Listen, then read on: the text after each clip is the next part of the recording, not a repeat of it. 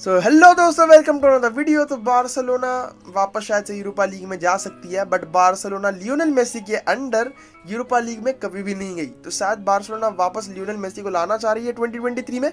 लेपोर्ता इसलिए Lionel Messi के साथ मीटिंग करने जा रहा है क्या, जानेंगे इस वीडियो में। तो अगर आप चैनल पर नए हो तो सब्सक्राइब करो, बेल नोटिफिकेशन ऑन करो, इस वीडियो को लाइक करना भूलना नहीं, और पसंद आए तो शेयर भी कर देना, ठीक है।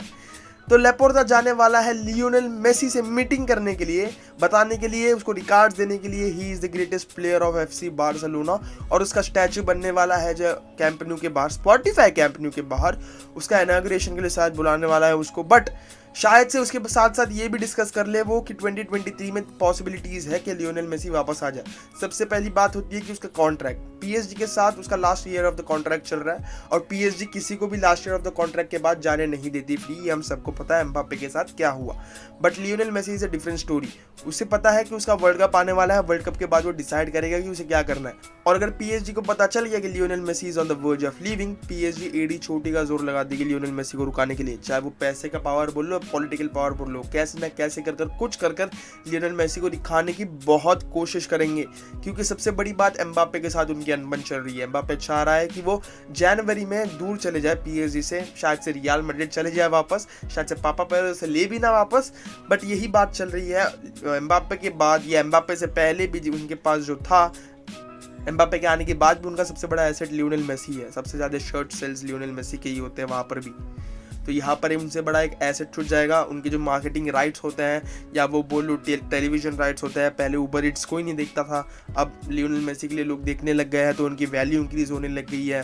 तो आप समझ रहे हो, ये मार्केटिंग वैल्यू, बिजनेस वैल्यूज बहुत आ जाते हैं खेल में। तो यहाँ पर पीएसजी को गंवाना नहीं चाहती है, ऑब्वियसली बहुत कुछ कर सकती है, बट डिसीजन तो लियोनेल मेसी के हाथ में है। क्या वो कॉन्ट्रैक्ट एक्सटेंड करना चाहेगा या नहीं पीएसजी के साथ। और मोस्ट प्रोबेबली शायद से लग रहा है कि वो ना ही करे एंड बार्सिलोना में वापस आ जाए 2023 में। दैट्स द थिंग लेपोर्ता वांट्स कि 2023 में लियोनेल मेसी आ जाए। ये तो देखने लायक होगा उनकी मीटिंग से क्या निकलता है, उसके बारे में भी हम बात करेंगे बाद में जब उनकी मीटिंग हो जाएगी।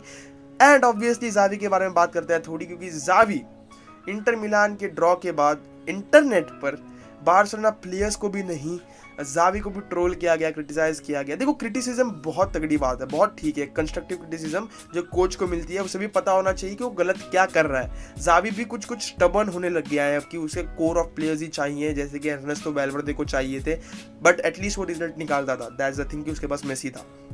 That's all together different thing. मैं ये बात कर रहा हूँ कि क्रिटिसिज्म इज नेसेसरी। अब ज़ावी को क्रिटिसिज्म मिल रही है, वो सीखेगा उससे, वो एक यंग मैनेजर है और बहुत जल्दी सीखेगा, और हमें उसमें इंप्रूवमेंट्स भी दिखने लग जाएंगे। बट जो बात आ रही है ज़ावी सैक ज़ावी, ये किस तरीके से मैं बताऊँ तुम्हें पता नहीं।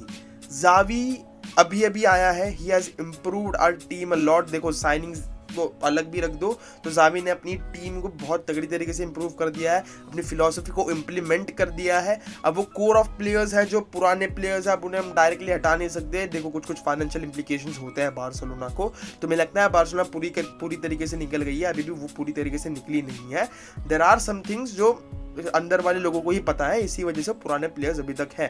एंड मोस्ट प्रोबेबली अगर ये वर्ल्ड कप नहीं होता, सर्जियो बुस्केट्स पिछले सीजन ही रिटायर हो चुका होता, शायद से एमएलएस में होता।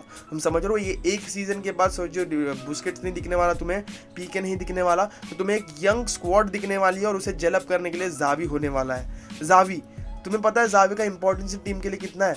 ज़ावी पर्टिकुलरली एक कोच होने से पहले एक लेजेंडरी प्लेयर है, ऑल टाइमर है, वो एक ऑल टाइमर है। तुम समझ रहे हो इसका मतलब, one of the greatest ever to have played the game.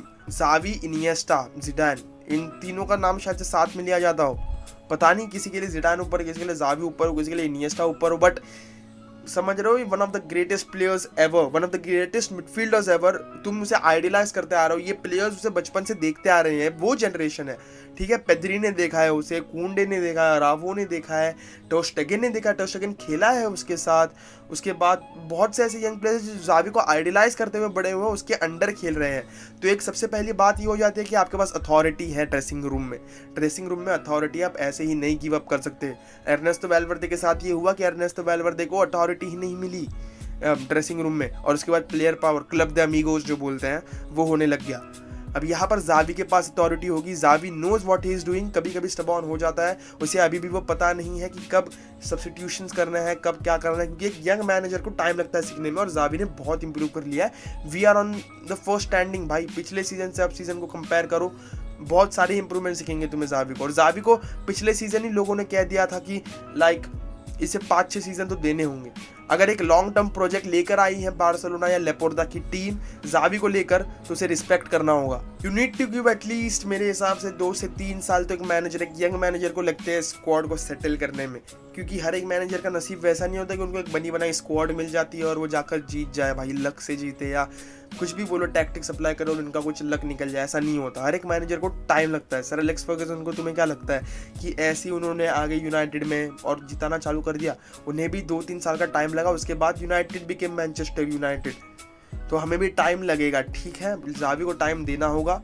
Obviously थोड़ा मुश्किलात की सहनी पड़ेगी हमें थोड़े से मैचेस भी हारने पड़ेंगे। देख सकते हैं तुम्हें कि जावी स्टबॉर्ननेस की वजह से मैचेस भी गंवा रहा है, बट फिर भी कुछ कर नहीं रहा। वो कुछ मैचेस में दिखेंगे, फिर वापस जावी अपने आप को ज़रा इंप्रूव करेगा, वापस थोड़े से इंप्रूवमेंट्स होंगे एंड तुम्हें वापस वो फिनिश प्रोडक्ट दिखने मिल जाएगा।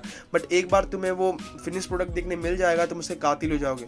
तुम ये समझ रहे हो जावी ने हमें उस डिप्रेसिंग फुटबॉल से निकाल कर ऐसे स्टेज पर लाकर खड़ा कर दिया है जहाँ पर हम कंप्लेन करते हैं कि बार्सिलोना अच्छी क्यों नहीं खेल रही है, अच्छी खेलकर हार रही है, हम इसमें प्राइड नहीं लेते। अब ये अच्छी क्यों नहीं खेल रही है, हम ये कर रहे हैं। तुम समझ रहे हो, जब भी बार्सिलोना गंदी खेलती है, ये क्या है भाई, ये कैसे खिला रहा है जावी? तू तो पहले रोनाल्ड कोमेन के अंदर, वैलवर्दे के अंदर चलता था भाई, जो चला है चलता है, अभी क्या ही कर सकता है। ये वाले सीन हो जाते थे। तो यहाँ पर टाइम देना बहुत ज़रूरी है। और जो भी इम्पेशेंट हो रहा है जावी के साथ, मैं एक ही बात कहना चाहूँगा, be patient, great things take time. तो यहाँ पर दोस्तों I end this video. I hope you enjoy this. मिलूंगा अगली वीडियो में, तो good bye, take care, peace out, जय हिंद।